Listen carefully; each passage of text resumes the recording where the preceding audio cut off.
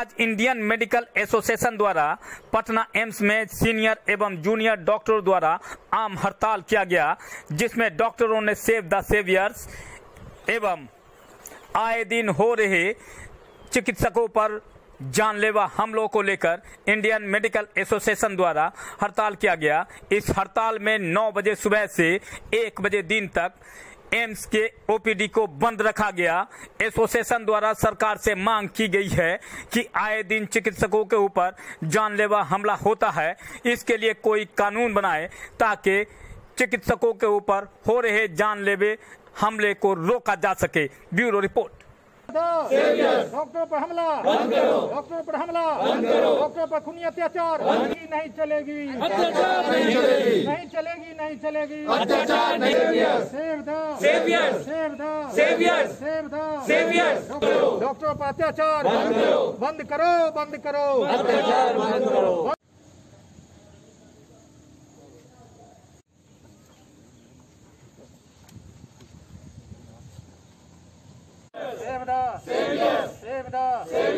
डॉक्टरों पर अत्याचार बंद करो, डॉक्टरों पर अत्याचार बंद करो, डॉक्टरों पर खूनी हमला बंद करो, डॉक्टरों पर खूनी हमला। Baba Ramdev save the saviours, save the saviours, save the अत्याचार बंद करो, डॉक्टरों पर अत्याचार बंद करो, डॉक्टरों पर खून। बाबा रामदेव, बाबा रामदेव, डॉक्टरों पर अत्याचार बंद करो, डॉक्टरों पर अत्याचार बंद करो, डॉक्टरों पर खूनी हमला। Save the saviours, save the saviours, save the saviours, डॉक्टरों पर अत्याचार।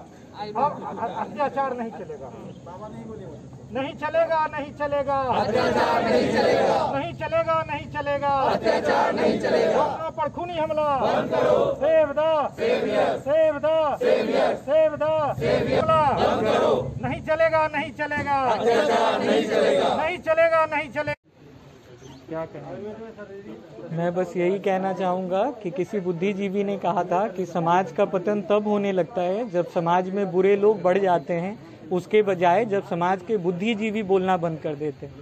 आज समाज की स्थिति ऐसी है कि जो आपकी जान बचाता है आप उसे ही मारने की ओर जा रहे हैं।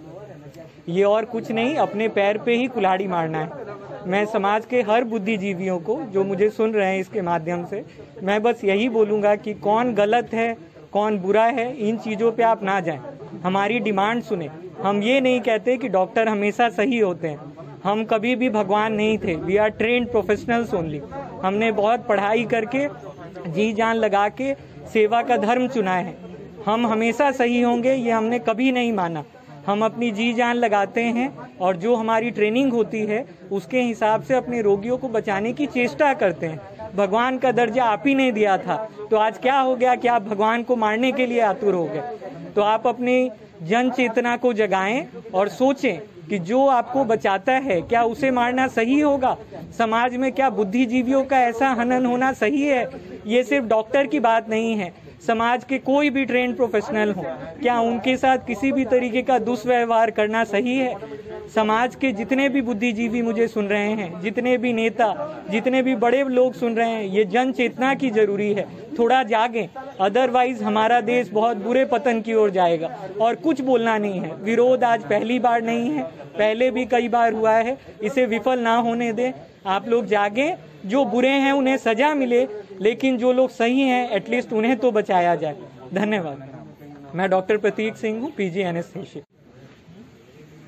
क्या कहेंगे डॉक्टर के पेशा में आने के बाद जिस तरह से डॉक्टरों पे लांछन लगाया जाता है, मारपीट किया जाता है?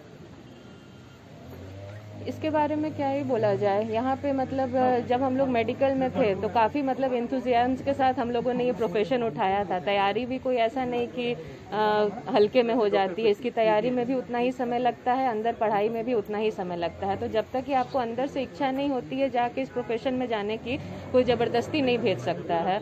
लेकिन इतना एंथुजियाज्म के बाद भी जब आप इसमें आते हो और आपको आपके ही काम के लिए वापस से ब्लेम किया जाता है, तो ये चीज़ बहुत ही मोरल डाउन करने वाली होती है।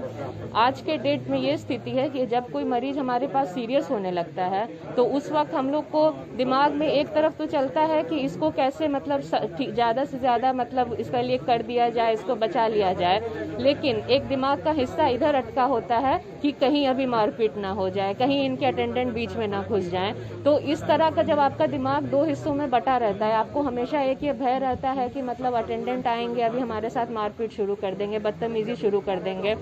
ओपीडी में आए हैं 9 बजे, मान लीजिए ओपीडी चल रही है, 11 बजे तक नहीं देखा गया तो वहाँ पे हल्ला गुल्ला शुरू हो जाता है। तो इस तरह का इम्पेशेंस दिखाने से इलाज नहीं होता है। जी चाहते हम यही है कि यहाँ पे जैसे डॉक्टर्स का सिक्योरिटी का इंतजाम प्रॉपर रहे, और जैसे कि ओपीडी में भी है, वार्ड में भी है, मरीज होते हैं, तो जब तक हॉस्पिटल में सिक्योरिटी वैसी नहीं रहेगी, मरीज इस चीज़ के लिए जागरूक नहीं होंगे कि उनको समय पे आना है, तब तक इस चीज़ का उपाय नहीं है। अभी तो यही है कि कड़ा से कड़ा कानून बने, ताकि जब तक कानून का भय नहीं होगा लोग इस चीज़ से अपने को रोकेंगे नहीं। उन्हें लगता है कि बस जाएंगे डॉक्टर को मार देंगे और सरकार तो कुछ करेगी नहीं, ये तो मोस्ट इजी टारगेट मतलब अपने को डॉक्टर्स को समझा जाता है। मैं डॉक्टर अमृता राकेश हूँ, ऑन्कोलॉजी डिपार्टमेंट सीनियर रेसिडेंट। किस तरह से प्रोटेस्ट कर रहे हैं? आज आईएमए का प्रोटेस्ट था, उसमें हम सपोर्ट कर रहे हैं। 9 से 1 बजे तक हम लोगों ने ओपीडी बंद कर रखा है। ये सांकेतिक हड़ताल है। क्या है, आए दिन डॉक्टरों पे हमला होते रहता है। हम लोग हमेशा हड़ताल करते हैं, लेकिन सरकार कोई कानून नहीं बना रही है।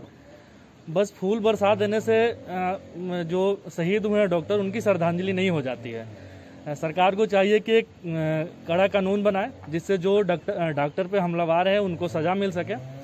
और ये लाला रामदेव जैसे लोग हैं जो हमेशा अनाप शनाप बोल के एलोपैथी के अगेंस्ट में कुछ ना कुछ भड़काते रहते हैं, जिससे हमला बढ़ती है। तो सरकार को इनके अगेंस्ट कुछ कड़ा एक्शन लेना चाहिए। Doctor Neeraj Kumar, vice president ARDA। विरोध है, देखिए विरोध अभी वर्तमान कुछ समय का बात नहीं है। ये विगत कई वर्षों से इंडिया में जिस तरह से एक अभी अध्ययन आया था कि पूरे वर्ल्ड में डॉक्टर्स को सबसे कम रिस्पेक्ट इंडिया में मिलता है, और बार बार जिस तरह से अभी विगत कुछ दिनों पहले आप असम में देखे होंगे, जो एक जूनियर डॉक्टर था, वो उसका पहला ड्यूटी था, इंटर्नशिप करने के बाद वो पहला ड्यूटी अपना कर रहा था, उसके साथ जो बेरहमी से पिटाई की गई, एक ऑक्सीजन के अभाव में जो मरीज मरे। मान लीजिए अस्पताल में ऑक्सीजन नहीं मिलता तो ये सरकार की कमी है, न कि वहाँ उपस्थित डॉक्टर की। तो बार बार लगातार जो हमला होता है डॉक्टर पर, ये बहुत ही निंदनीय है, और सरकार को इस पर तत्काल एक ऐसा कानून बनाना चाहिए कि यदि जो कोई कार्यस्थल पर जो कोई स्वास्थ्यकर्मी रहता है उस पर हमला होता है तो उस पर नॉन अवेलेबल धारा के तहत उस पर तुरंत कार्रवाई हो और उसको जेल में डाला जाए। साथ ही साथ अभी जो लाला रामदेव के द्वारा जो जिस तरह से अपमानजनक भाषा का उपयोग किया गया, लाला रामदेव बोला जो 1000 डॉक्टर वैक्सीनेशन लेकर मर गए। आपको बताना चाहूँगा जो पूरे इंडिया में आज तक आज़ादी के बाद से कोई भी लड़ाई में इतना सेना एक लड़ाई में नहीं मरा है जितना कि 1000 से ज़्यादा डॉक्टर हमारे मर चुके हैं। और वो दिन रात भर अपने जान को खतरा में डालकर, अपने फैमिली को खतरा में डालकर वहाँ ड्यूटी करते हैं। उसके बाद संक्रमण होकर जो मरता है तो वो मरना नहीं है, वो शहीद होना चाहिए। सरकार को तत्काल उसको शहीद का दर्जा मिलना चाहिए, देना चाहिए।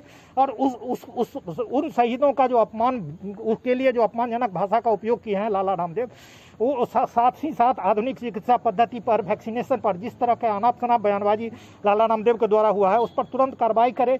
और यदि सरकार कोई कानून नहीं बनाती है और लाला रामदेव पर कार्रवाई नहीं करती है तो ऐसा महसूस होगा कि सरकार का मिला जुला ये काम हो रहा है और सरकार इसमें जिम्मेदार है। इसलिए हम लोग को कोई किसी से विरोध नहीं है। अभी क्या मांग करते हैं? अभी हम सरकार से मांग करते हैं, 2 ही डिमांड है। जो आप एक ऐसा कानून बनाइए जिसमें कि कार्यस्थल पर कोई भी चिकित्सा कर्मी पर हमला होता है तो उस पर नॉन अवेलेबल धारा के तहत कार्रवाई होनी चाहिए, तुरंत जेल जाए।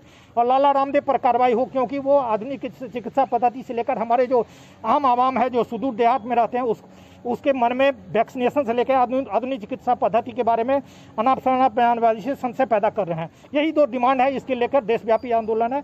और यदि सरकार सचेत नहीं हो तो हम लोग अपना आंदोलन तीव्र करेंगे। और अपना परिचय? हम doctor Vinay Kumar, ARDA president, AIIMS Patna.